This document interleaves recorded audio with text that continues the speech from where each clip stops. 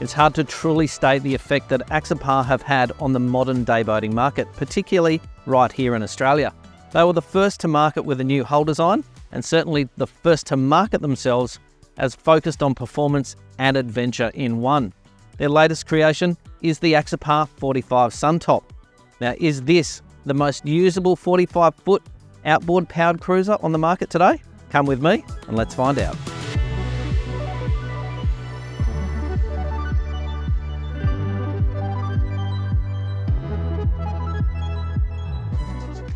Step onto this boat and take one quick look around and you can see that the focus is about adventure. You've got wide open spaces, plenty of room to move.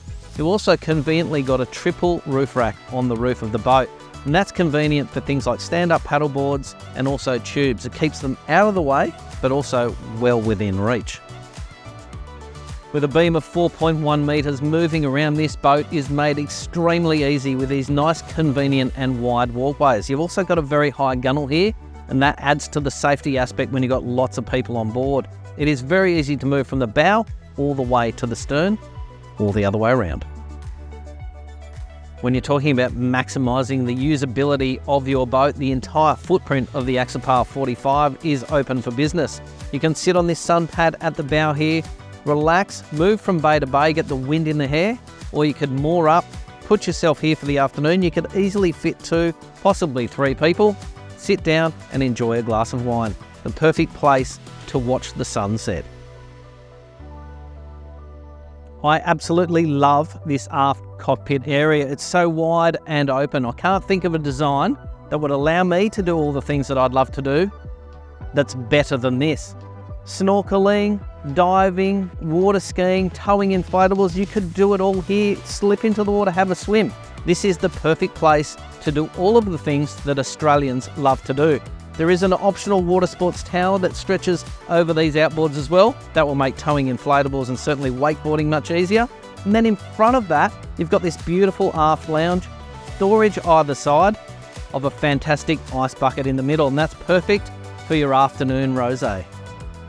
The other options for this cockpit area are U-shaped seating, which gives you plenty more space to sit back and relax. Or if you're into overnighting and want to have more space for potentially guests, you could add the aft cabin, which has a fantastic sun pad on top. Either way you go, there's plenty of room for all of your guests.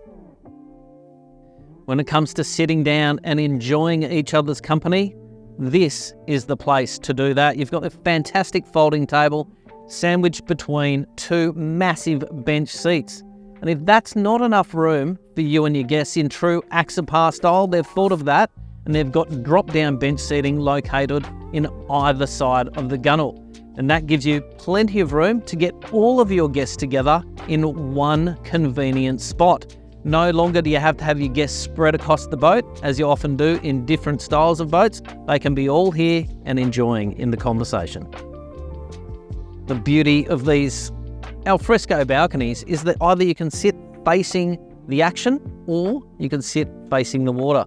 I know which one I'd prefer, and it's definitely facing that way.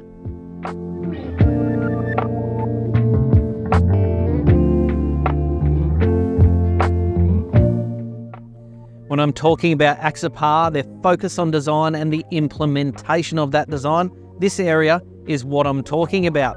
This is the wet bar. Now you can have a twin burner hob on the left, you've got a sink here on the right, and below me all around here are 4 fridges. And that's certainly enough, I would think, for a day on the water. If that's not enough, you can option up with a wet bar in the rear starboard corner, and you can have a fridge there, or you can have a barbecue, and that will keep you well out of trouble.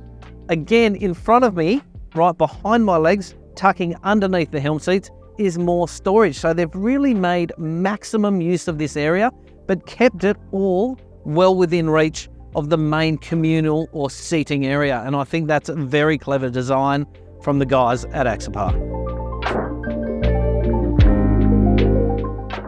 You cannot own a boat in Australia without having a little bit of sun protection, and this sun top that stretches from the helm or forward of the helm all the way through to that cockpit is going to provide that. You've got retractable electric sunroofs. There's 2 of them, one at the front, one at the rear. But having it open like it is today, it's not too hot, and that really does give you that fantastic convertible wind in the hair and also sun on the head feeling. If you're looking for more protection than the sun top offers, you can choose the cross top, which fully encloses the helm area behind a forward raked windscreen. Alternatively, you can take it a step further and choose the cross cabin, which provides a fully enclosed cabin. That boat is debuting at the 2024 Sydney International Boat Show. We've also cleverly, and this is all coming back to that design, forethought and implementation, you've got a storage pouch either side. Now, co-founder Jan Erik loves to put his togs up there apparently, word has it, but there's plenty of room to fit whatever you like inside that void. The fantastic thing about this Axopar 45 is also that downstairs you can get out of the sun, but still be in a completely free and open environment. You can access that area via this door located to the left of the helm or via twin gull-wing doors. That's probably more access than you need, but if you look down there, wow, it really does open up that space downstairs. It's light, it's airy, and it feels like you could spend a lot of time down there enjoying yourself. I mentioned it before, but I really do love the openness that you can feel inside this cabin. You've got light streaming through this gull-wing door, and it feels like there's plenty of room down here. You've got a bench seat that runs along the port side, another that runs east to west, where you can sit down. You can really get out of the weather and you could enjoy yourself. It doesn't feel closed in and certainly doesn't feel claustrophobic. The head height's great as well. Now that cushion you see behind me, it's got some areas where you could put a drink. That whole section folds down to create the bed. I've also got a young child. I'm looking up at how cozy he'd be tucked up the front there without folding that section down. He wouldn't fall out of bed, and my wife would be very happy about that. Elsewhere in here, to the left of me, you've got a sink and a bench top. You can option up a microwave down here at my leg, and that'll give you a little bit of versatility when it comes to cooking on board and preparing meals for children. And right here you've got the head as well. Now, if you're coming into this area from the gull-wing door, I really do like this design. It's very clever. You've got a fold-out step, and that fold-out step blends seamlessly with the interior design of this cabin. It really is a well-executed space. For convenience, the head or the toilet is located on the starboard side in the back corner of this downstairs cabin. Doesn't impinge on the space really at all, and there is a nice little design inside. You've got a toilet and also a shower as well. That'll get you out of trouble for a weekend aboard, but also keep your guests happy when they're spending time enjoying the sun on a day out on the water.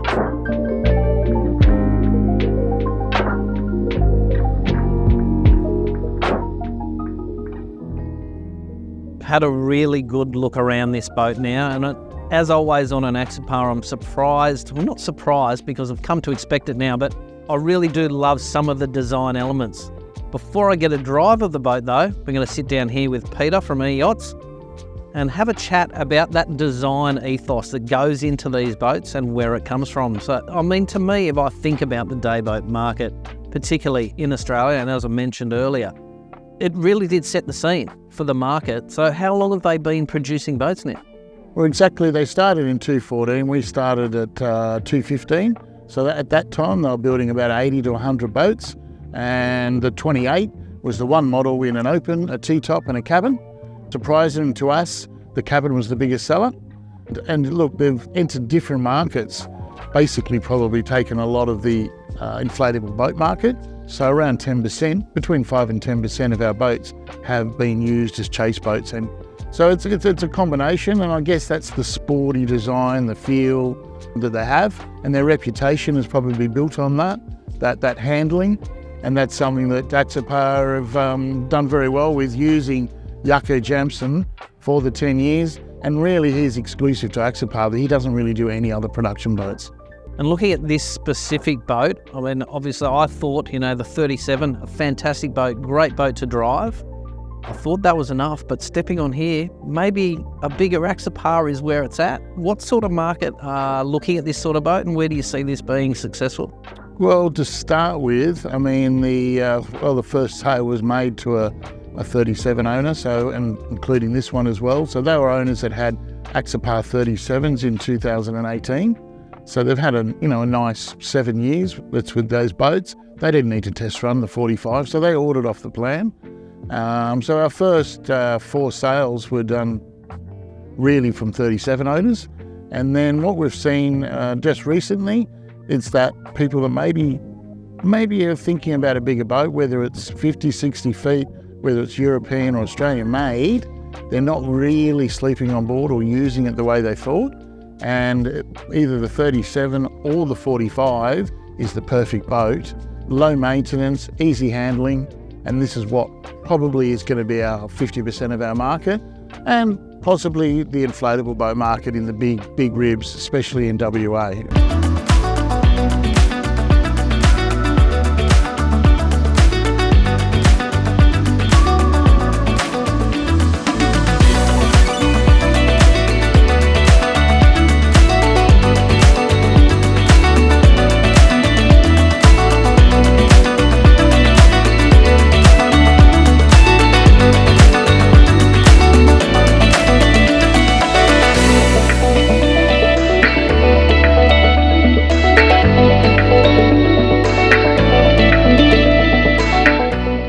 This is the moment that I've been waiting for. Now, I've had a good drive of this boat, but it's easier to do this without banging around.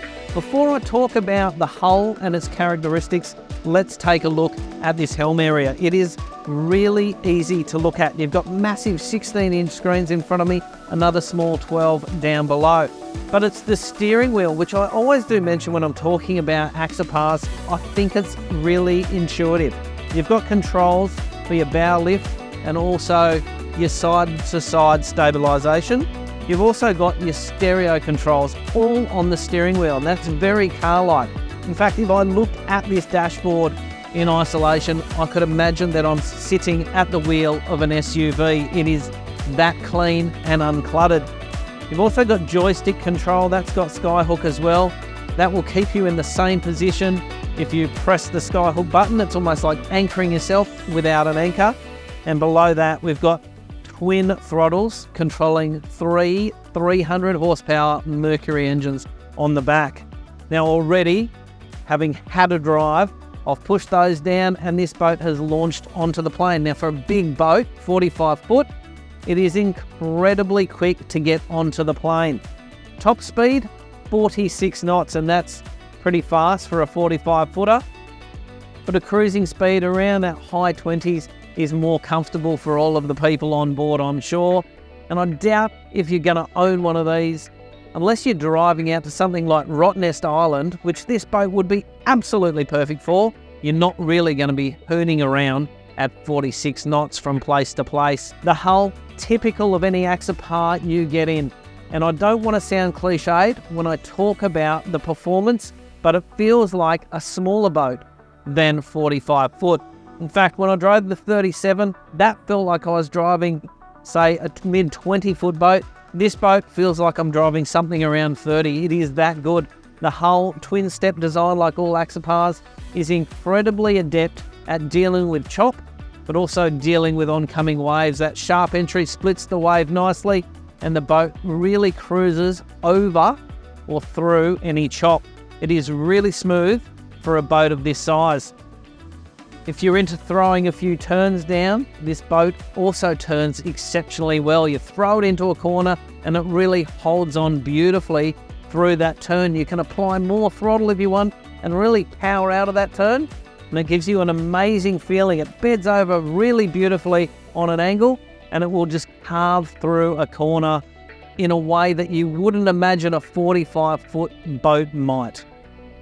All in all, a fantastic driving experience on board this boat. I can't fault it in any respect. Whether you're offshore, going up the coast or down the coast, or cruising in a more secluded or calmer waterway like this, it's going to do both brilliantly.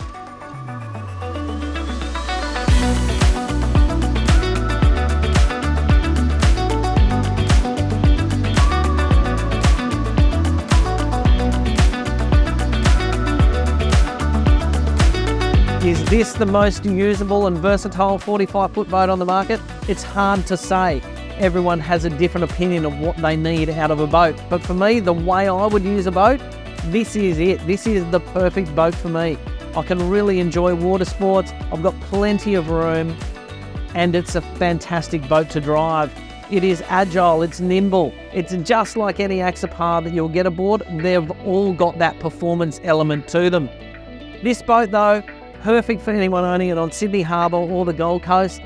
Even WA, if you're going out to Rottnest Island, this is going to be the perfect boat to do it. You've got plenty of room to stretch out, but if you want to get everyone together in one central location, you can do that in that seating area in the middle of the boat.